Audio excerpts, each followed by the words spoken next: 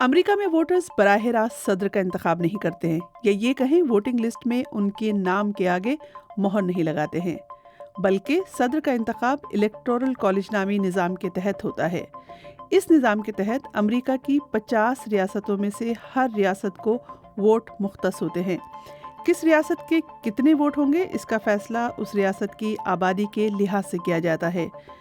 इस नक्शे में बने सर्कल्स का साइज उस रियासत के वोट साइज की अक्कासी करता है, यानी जितना बड़ा सर्कल उतने ज़्यादा वोट। मिसाल के तौर पर आबादी के लिहाज से सबसे बड़ी रियासत कैलिफोर्निया के वोटों की तादाद 54 है। यहाँ डेमोक्रेट्स मकबूल हैं और अगर ज़्यादातर वोटर्स डेमोक्रेट्स को वोट डालते हैं तो सारे 54 वोट्स कमला हारिस को जाएंगे।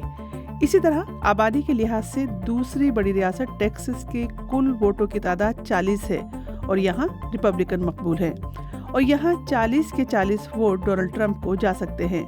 अमेरिका की 50 रियासतों में कुल इलेक्टोरल कॉलेज की तादाद 538 है, और जाहिर है जिस उम्मीदवार को इसके आधे से ज़्यादा वोट मिलेंगे वो व्हाइट हाउस का रुख करेगा।